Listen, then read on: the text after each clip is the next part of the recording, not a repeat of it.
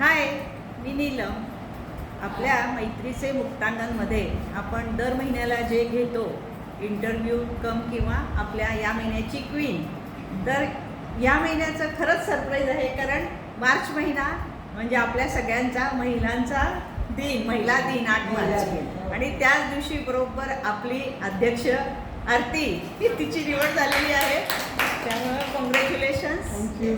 आणि आज आता खरंच त्याच्यासाठी मजा येईल की कुणीतरी आज छान यावं असं वाटत होतं, ते बरोबर छान व्यक्ती आली. बघा आता किती छोटी क्यूट मस्त दिसते. तिचं वय समजते तरी का आपल्याला बघून.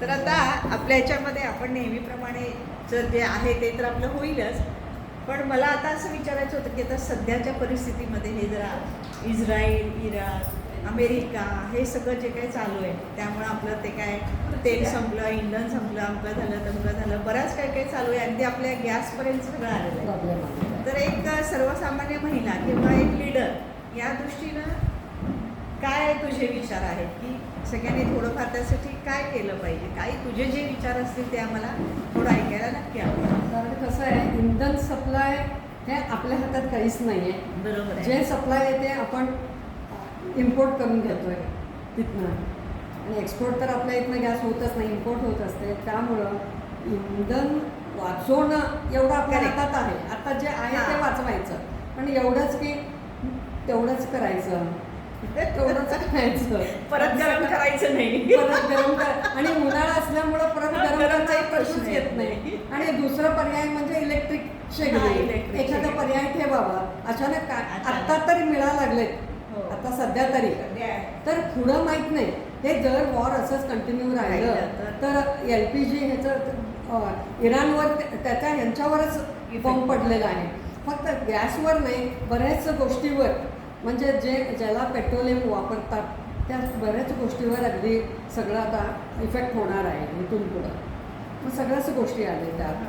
म्हणजे आणि त्याचबरोबर म्हणजे हे सगळं तर झालंच, पण ह्याच्यावर मला जो आवर्जून पुढचा प्रश्न घ्यायचा आहे त्या संदर्भात की आता आपण पेट्रोल आणि डिझेल हे सगळं कमतरता होणार म्हणतो, पण आपल्या कोल्हापूरसारखं पूर्वीचं जे छोटं गाव होतं ते आता इतकं म्हणजे ट्रॅफिकच्या दृष्टीनं एवढं भयानक बनलेलं आहे की प्रत्येकाच्या घरी 4-4 4 व्हीलर, 5-5 2 व्हीलर, हे जे काही सगळं चाललेलं आहे, तर ह्यालाही कुठंतरी काहीतरी आळा बसला पाहिजे. आणि त्याचाही सगळ्यांनी विचार केला, कारण कोणाला तर चालायचंच नाही आहे. कोपऱ्यापर्यंत जरी जायचं असलं तरी ते 2 व्हीलर घेऊनच जातात. म्हणजे ह्या थोड्या सवयीसुद्धा असं मला वाटतं की यामध्ये तुझं मत मला हवं. नाही, प्रत्येकाने कसं काही नाही म्हटलं तरी त्यांच्या घरासमोर एक 2 व्हीलर तरी असतेच असते. साधा भाजी विकणारा, गौंडी, इलेक्ट्रिशियन आणि छोटे इवन आपले ह्याचे कामगार, आपल्या म्युन्सिपाल्टीचे कामगार सुद्धा बाईकवर, मुकामदार बाईकवरच फिरत असतात. त्यांच्याकडे सुद्धा 2 व्हीलर असतं. ते फिरून त्या बायकांना सांगत नाही, बाईकवर बसून सांगत असतात. पण हे सगळं बघता कुठंतरी ते कमी केलं पाहिजे. प्रत्येकाने स्वतःला समजून कमी करायला पाहिजे. मी तुला सांगितलं तू कमी कर म्हणजे तू करणार आहे का? स्वतः समजून कमी केलं पाहिजे. थोडं चालणं वाढवायला पाहिजे. पेट्रोलचं बचत करायचं असेल तर हे सगळं कमी यायला पाहिजे. आणि शॉर्ट डिस्टन्स कव्हर करायचं असेल तर प्रत्येकाला हे घेऊन घोडा घेऊन जायचं नाही. शॉर्ट डिस्टन्स चाला ना, जेवढं शक्य आहे तेवढं चाला. त्याच्यामुळे भरपूर बचत होते. आणि दुसरा पर्याय येतो सुरू झाले electric cars. Correct. Electric cars पण सुरू झाले. आणि इलेक्ट्रिक कारनं बऱ्याच, कारण धूर येत नाही, वातावरण अशुद्ध होत नाही, आणि पेट्रोलचं बचत पण होते. इलेक्ट्रिक कारचा पर्याय आहे, कारण माझ्या घरात ऑलरेडी एक इलेक्ट्रिक कार आहे. त्यामुळं आवाज पण येत नाही, साऊंड पोल्युशन आहे, धुळीचं पोल्युशन नाही. सगळ्या गोष्टींचा आता हा इलेक्ट्रिक कारचा पर्याय चांगला आहे. आणि इव्हन इलेक्ट्रिक स्कूटीज पण आल्या. तेच नाही. आणि हे सगळं करत असताना प्रत्येकानं मी केल्यानं काय होणार आहे असा विचार करून चुकीचा विचार आहे. कारण तुम्ही एक केलं, तुम्ही प्रत्येकाने थोडं थोडं थोडं जरी वाचवलं तरी ते आपण म्हणतो ना थेंबे थेंबे तळे साचायचे, तसं त्या पद्धतीनं तो आपला पुरवठा जो आहे तो आपल्याला शिल्लक राहील आणि आपल्याला पुढच्या भविष्यासाठी तो मिळणार आहे. आणि हल्लीच्या यंगस्टरला जिमला जातील, पण इथून इथं चालणार नाही. तर हे आता म्हणजे आपलंच काम आहे. आपले आजी आजोबा घरातले किंवा आई वडील ह्यांनीच त्यांना जरा प्रमोट केलं पाहिजे. नाही बाबा तुम्ही जरा एवढं जायचं ना, चालत जा, कशाला तुला गाडी पाहिजे, कशाला हे पाहिजे, हे थोडं आता बदलायची गरज आलेली आहे. आपल्या वेळेला कसं होतं, आपण 5-5 किलोमीटर शाळा लांब असली, कॉलेज लांब असलं तरी चालत जात होतो. पण आता इथून समोर जरी असलं तरी ते टू व्हीलरनं जातात. It's very wrong. तर हे सगळ्यांनी ह्याची सजगता जरा दाखवली पाहिजे. तर हा विषय खूप महत्त्वाचा आहे आणि आपल्या महिला दिनाच्या निमित्त हा विषय सगळ्या महिलांनी डोक्यात घेतला पाहिजे असं एक मला वाटतं. म्हणून आपण त्याबद्दल थोडी चर्चा केली. हल्लीचं जनरेशन गाडी घेऊन पळतात, नंतर जिम मध्ये जाऊन व्यायाम करतात. आणि आता सगळीकडे तेच सुरू आहे सध्या. आणि आता ह्याच्याच जोडीनं तू खूप जगभर फिरलेली आहेस. आम्ही तुझ्याकडून बऱ्याच स्टोरीज ऐकलेल्या आहेत, खूप ठिकाणचं पाहिलेलं आहे. त्यामुळं हे जोडून आणि ते ह्या दोन्हीमध्ये तुला आपल्या भारताबद्दल काय थोडी सुधारणा व्हायला पाहिजे आपल्या लोकांच्यामध्ये असं काही वाटत असेल तर ते आम्हाला ऐकायला नक्की आवडेल की ह्या प्रवासाच्या बाबतीतलं. नाही, कसं आहे, सुधारणा तर तसं भरपूर व्हायला पाहिजे आमच्यात, पण ते व्हायला बरेच वर्ष लागतील. पण कितीही म्हटलं तर शेवटी माझं मेरा भारत महान हेच म्हणणार आहे. कुठेही मी फिरून आले, किती जग फिरले तरी शेवटचं हे येते. म्हणजे मध्ये असं घडलं, मी US आले होते, ग्राउंडला गेले मी आणि मनीषा फिरत होतो. तर मनीषा म्हटली, आता तू आत्ताच नुकतंच US आलीस, हे तुला घाण वाटत नाही? असं म्हणजे इतकं स्वच्छ वातावरण इकडं आलंय तर असू दे, वाटतंय पण मेरा भारत महान चल असली आणि आम्ही पुढं सरकले असं होतंय. सुधारणा तर नक्कीच व्हायला पाहिजे. बरंच त्यांच्याकडनं घेण्यासारखं आहे. इव्हन ट्रॅफिकचे रूल्स, ट्रॅफिक रूल्स कसे रूल फॉलो करतात. फॉलो पहिला मुद्दा, पहिलं तो एकच स्टेप जर एका बाहेर गेला, फर्स्ट त्याने करायचं काम म्हणजे त्यांचं लायसन्स कॅन्सल होतं. लायसन्स कॅन्सल करतात. लायसन्स कॅन्सल झालं तर he is no more there. कारण गाडीशिवाय तिथं पर्याय नाही. एवढं लांब लांब असतात, प्रत्येका घरात समोर गाडी असतात. त्यांचं लायसन्स कॅन्सल झालं तर काहीच करू शकत नाही. त्या भीतीनं लोक फॉलो करतात, रूल्स फॉलो करतात. मग जाणारे जात असतात, येणारे येत असतात, मध्ये काही येत नाही तिथं आमच्यासारखं. कुठे कुत्रा आला, मांजर आला, जागा दिसली रे की घुसवा गाडी, रॉंग साईड काय काही बघत नाही. त्या पण हे पण प्रत्येकाने जर मनावर घेतलं तर सहज शक्य आहे. म्हणजे नुसतं सरकार करत नाही असं काय उपयोग नाही. नाही, लोकसंख्या जास्त आहे. नाही, त्याचा अर्थ असं नाही की बेशिस्त पाळा. शिस्तपणा पाळलं तर किती. आता चायनामध्ये काय आहे, लोकसंख्या आमच्यापेक्षा जास्त आहे, पण त्यांच्याकडे थोडं एक शिस्त तरी आहे. शिस्त पाळलं, लोकसंख्या आहे हे निमित्तच होत नाही, कारण होत नाही. तुम्ही शिस्त पाळला ना सगळं व्यवस्थित होऊ शकतं. आणि स्वतःला घालून घेतली पाहिजे असं आहे ते. त्यामुळे आता हे अशा बऱ्याच गोष्टी आहेत की ज्या गोष्टींचा आपण उहापोह करू शकतो. तर आता आपण आपल्या नेहमीच्या आपल्याप्रमाणे की आता आम्हाला तुझं बालपण किंवा तुझ्या लहानपणीच्या गमती जमती, तुला जे काही आम्हाला सांगावं वाटेल ते शाळा कॉलेज या लाईफमधलं आम्हाला ऐकायला नक्की आवडेल. माझं बालपण ऑलमोस्ट जास्त म्हणजे माझे वडील हे हेल्थ ऑफिसर होते. म्हणजे पूर्वी कॉलरा, प्लेग वगैरे अशा मलेरिया असं जास्त व्हायचं ना. त्या ठिकाणी जत्रेच्या ठिकाणी वगैरे त्यांचे कॅम्प असायचे. मग ते गेले की 8-8 दिवस वगैरे जायचं. त्यामुळे त्यांचं फिरती पाळी असायचं. एक इथं जत्रा आहे तर तिथं कॅम्प टाका इकडं. ही बिंग ए मेन ऑफिसर, मग त्यांना त्यांचं टीम घेऊन जावं लागायचे. मग अशा वेळेला ते गावोगावी फिरायचे. मग त्यावेळेला माझं बालपण मेनली बेळगावात जास्त गेलं. अच्छा. मग माझं कॉन्व्हेंट लोअर अप्पर KG आणि 4थपर्यंत मी तिथं शिकले. त्याच्यानंतर माझा वडिलांना ट्रान्सफर झाला विजापूरला. मग विजापूरला 2 वर्ष होते. तसं पुढचं शिक्षण माझं अथणीला झालं. माझं ग्रॅज्युएशन अथणीला झालं. मग तिथंच लास्ट म्हणजे आम्ही तिथं स्थायिक झालो. कारण आमचं गाव जवळ असल्यामुळे शेती वगैरे होतं, त्यामुळे आम्ही घर बांधून स्थायिक तिथं. तेव्हा शाळा कॉलेज म्हणजे तुझी काही एखादी स्पेशल आठवण? शाळा म्हटलं तर ते DP high school, divine province convent high school होतं व गर्ल्स होतं. त्यामुळे तिथं तसला काही प्रकार नाही, ओन्ली गर्ल्स होतं. त्यामुळे त्याच्या हे नाही. त्याच्यानंतर मी दरबार हायस्कूलला आले. तिथं कोएड होतं, गर्ल्स बॉईज होते. तिथं 1 वर्ष होते. मग अथणीला आले तर गर्ल्स हायस्कूललाच मी शिकले नंतर.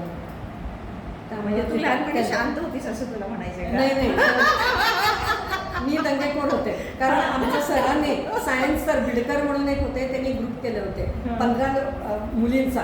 त्यात माझा पहिला नंबर होता.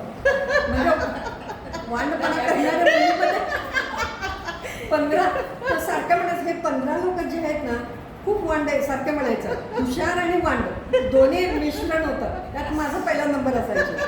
तर म्हणून वांड होते मी, म्हणजे वांड म्हणजे शाळेतच मस्ती, शाळेतलं मस्ती करायची. कारण ते एक वय वेगळं असतं हां, ती मजा क्लासेस वेगळी सुरू असते. असताना काहीतरी कोण काढायची, काहीतरी हे करायचं, असं थोडं होतं माझं.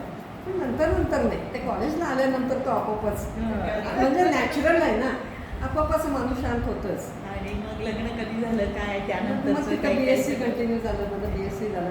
लग्न माझं 1 जून 1986. ओके.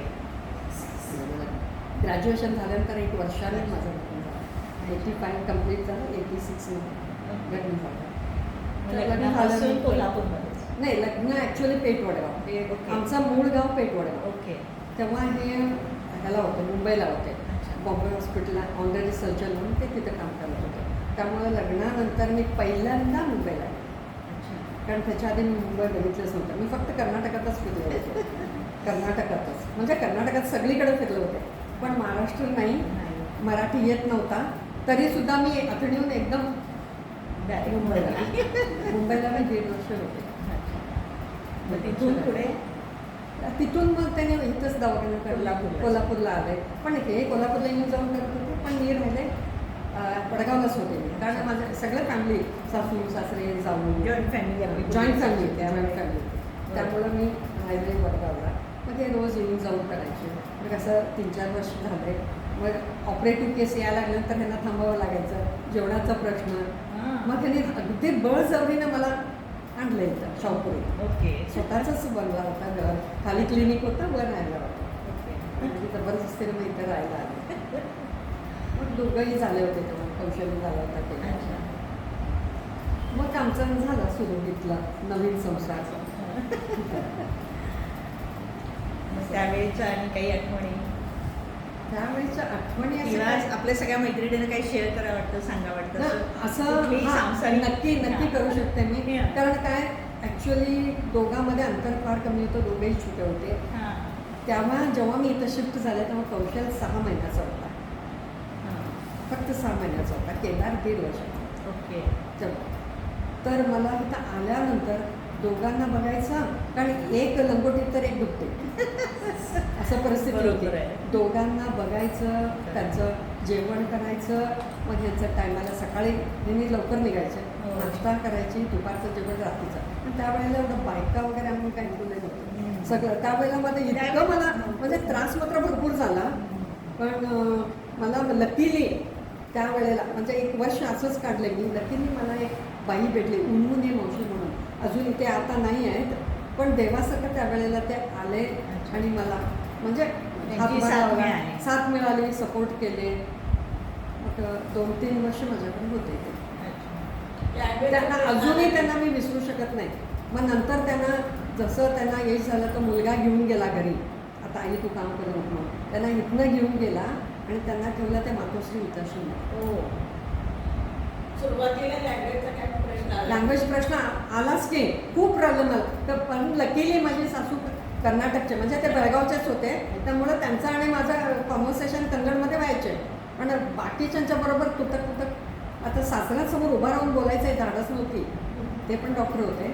पण तुटक असं मराठी शिकत शेवटी 6 महिन्यात मी मराठी शिकले. शिकवले मुलांनाही शिकवलं, कारण एक सब्जेक्ट असायचं ना मुलांना. शिकवलं त्यांना 5वी 6वीपर्यंत मी मराठी शिकवलं. आता मी फ्लुएंटली वाचते, लिहिते. मराठीचं काय थोडं वेलांटीचा थोडा प्रॉब्लेम येतो. पहिली येते काय दुसरी येते तो प्रश्न अजूनही येते. ह्रस्व दीर्घ थोडं चुकतात, पण करते. ठीक आहे ना, मॅनेज होते. तेवढं आपण करू शकतो. बरोबर. आणि मग आता पुढच्या आयुष्यामध्ये जेव्हा आजी झाली तेव्हाचा क्षण, त्या क्षणाबद्दल ऐकायला आवडेल. तो तर अगदी अजूनही आठवलं तरी मला अजूनही थोडं हे होते. कारण डिलिव्हरी झाली तिथंच US ला हां. दवाखान्यात. ही ॲक्च्युली हेल्थ केअर MBA करत होती. ओके. लास्ट पेपर होता, दुसऱ्या दिवशी इंड्यूस करणार होते.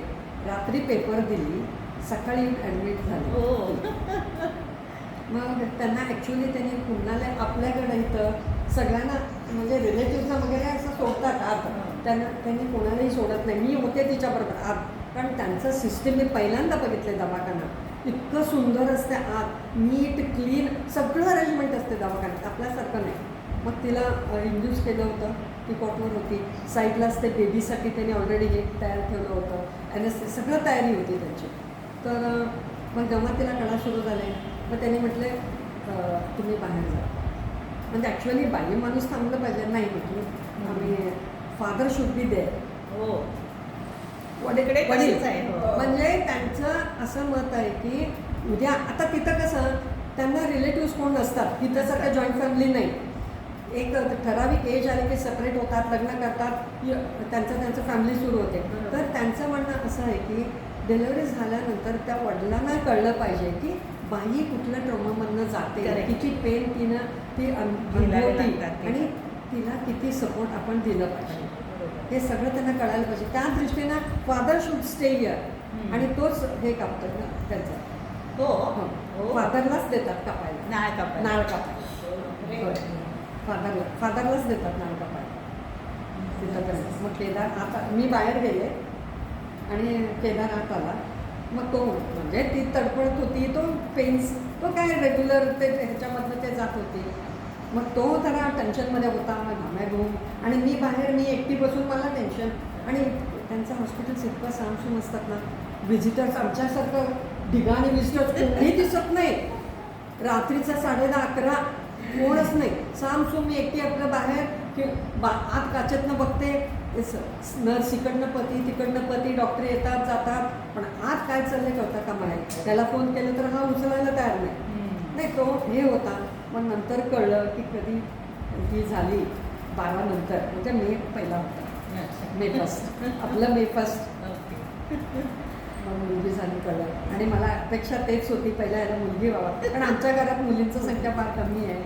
जेव्हा ती मुलगी झाली तर खूप आनंद तर खूप झाला. आणि पहिल्यांदा बाळाला केदारनं घेतला, तिला जेव्हा घेतला तेव्हा त्यांनी फोटोशूट केलं. तिथले नर्सेस असतात अजूनही आहे माझ्याकडे ते. म्हणजे तो क्षण अतिशय हे होता. आणि कसं आपली नात म्हणजे ती आपली दुधावरची साय, आपले एक्सप्रेस करता येत नाही आपल्याला काय वाटतं ते.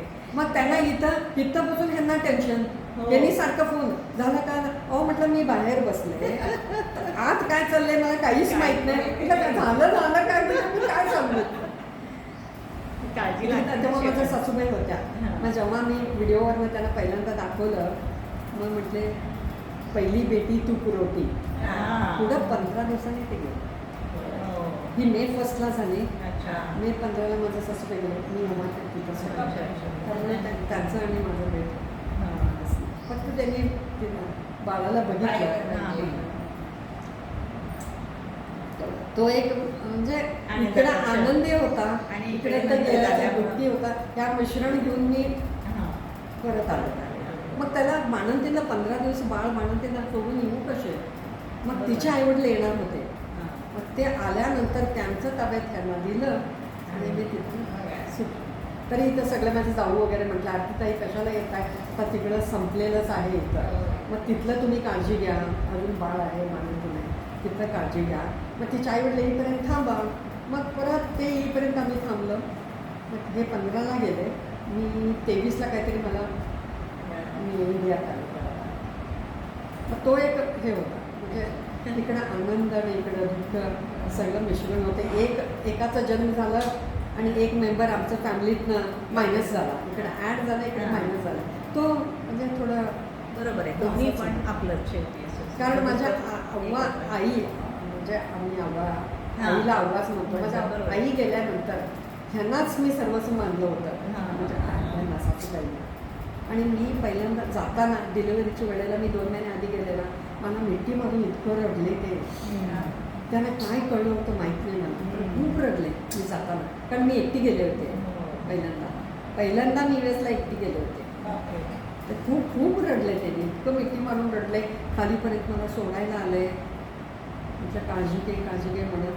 तोच मला आमचा लास्ट भेट होता. आणि आता आणखी दुसरा आनंदाचा क्षण आता मीच सांगते की तुम्ही मैत्रीचं मुक्तांगण चालू केलं. आपला आता 4था वाढदिवस आहे. तर त्याबद्दल पण थोडं आपल्याला ऐकायला आवडेल की तुम्हाला ही कशी कल्पना आली, तुम्ही हे कसं चालू केलं. कारण हे इतकं सुंदर आपलं चाललंय की आता प्रत्येकाला अगदी इतकी ओढ असते ना की कधी येता 5 वाजतात आणि मी कधी तिथं जाते आणि कधी माझ्या मैत्रिणीला भेटते. ऍक्च्युअली मैत्रीचं मुक्तांगण म्हणजे मी आणि मनीषा नव्हे, मैत्रीचं मुक्तांगण म्हणजे तुम्ही सगळे. हो ते आहे, पण तुम्ही आम्हाला तुम्ही संधी आहे तर मुक्तांगण आहे, एवढं बेसिक अंडरलाईन करून घ्या. कारण तुम्ही सगळ्यांचा सपोर्ट असला तरच आम्ही चालवू शकतो, नाहीतर आम्ही दोघी काही करू शकलो नाही. त्यात नीलम सारखे ऍक्टिव्ह मेंबर, शुभा, माधुरी ताई आणि तुम्ही सगळे इतके ऍक्टिव्ह मेंबर जरा पुढे येऊन तुम्ही केला तर आणि एवढा आनंद होईल आणि या मैत्रीचं मुक्तांचं भरभराट होईल आणि बऱ्याच आम्ही काहीतरी तुम्ही सपोर्ट दिला तर आणि छान छान कार्यक्रम आम्ही आणू करू, तो काय प्रश्नच नाही. अर्थातच आम्ही सगळ्याजणी बरोबर आहोतच आणि आता आपलं हे कुठे जाईल, आपली 25वी सुद्धा आपण साजरी करू. नाही तुमचा ह्याच्यानं तर होऊ शकतं. तुमचा सपोर्ट शिवाय नाही मुक्तांगण घडणार नाही. हे नाही, पण ते पहिलं पाऊल जे टाकायला लागतं ते तुम्ही टाकलं ना, मग आम्ही पाठीमागणं येणं ही गोष्ट वेगळी आहे. मग त्याचा आम्हाला आनंद आहे की तुम्ही हे केलं म्हणून आम्ही सगळेजण त्याचा आनंद घेतो. बरोबर आहे. हां, तुमचा सपोर्ट पण तेवढंच महत्वाचं आहे. ते तर हा कल्पना कौशलचं लग्न झाल्यानंतर मला असंच आम्ही एकदा ग्राउंडवर फिरत होतो मनीषा बरोबर, तर मला असं वाटलं की लग्न झालं आता मला वाटलं त्यातनं मी सुटले.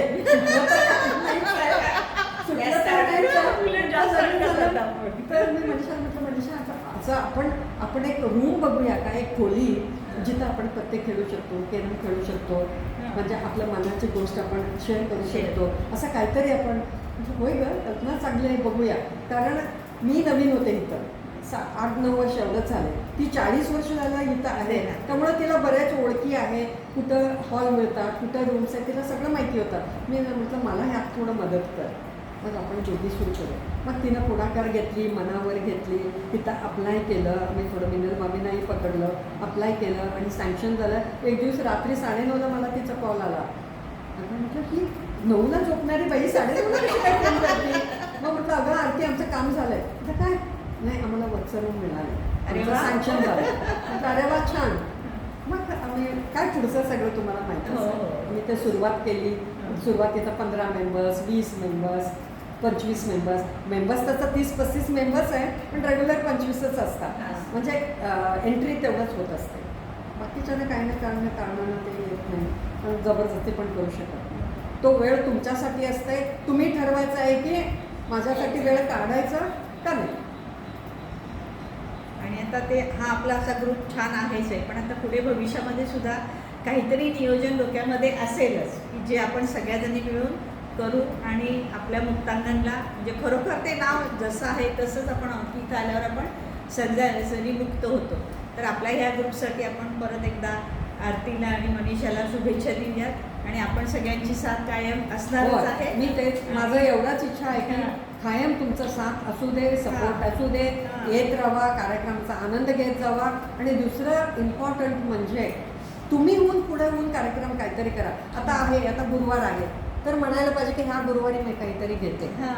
तर आम्ही आम्हाला आनंद होईल, बाई ही बाई पुढे येऊन काहीतरी करतो. तुम्ही पुढे यायला पाहिजे, ह्या वेळेला मी हे घेणार आहे आणि त्या दिवसाचा पोस्ट तुम्ही तुम्ही कंडक्ट करा. असं नाही आहे की नीलमने घ्यायला पाहिजे, आरती घ्यायला पाहिजे, मनीषाने घ्यायला पाहिजे, असं नाही. तुम्ही सगळे मेंबर्स सांगा, सगळ्यांना आम्ही इम्पॉर्टन्स देतो. तरी सुद्धा ह्याच्या वेळेला आम्ही सगळ्यांना सांगितलं होतं काहीतरी साजरी करा. मोहिते मागं सरकली, तुम्ही मागं सरकला मी त्या दिवशी असणारच नाही, हे मागं सरकले.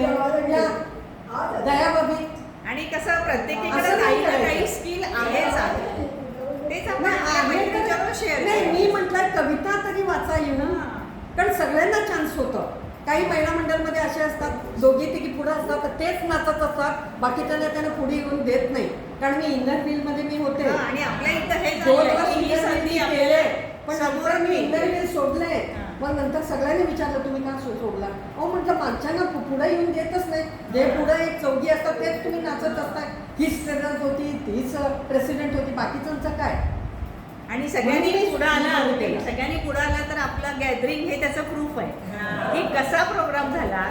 प्रोग्राम आपल्याला लिस्टमध्ये प्रोग्राम यायला तयार नव्हते आणि आपलं जेव्हा गॅदरिंग झालं तेव्हा इतकं एक्सलंट झालं की ह्या आपल्याच मैत्रिणींनी केलेलं आहे हे कुठेही पटायला त्यात म्हणजे प्रत्येकीकडे ते स्किल आहे. स्किल आहे, छान ते आहे. वापरा. अरे तुमचं तर अति सुंदर झाला. अतिशय, अगदी. काय प्रश्नच Hats off नाही. to you. खरंच माधुरी ताई. प्रत्येक तो कार्यक्रम script सुंदर म्हणजे झाला. इतकं सुंदर होता. हसून हसून गाल दुखा लागला आमच्या. खरंच छान होतं चौघींचं. तरी सगळ्यांना मी ऐकवलं.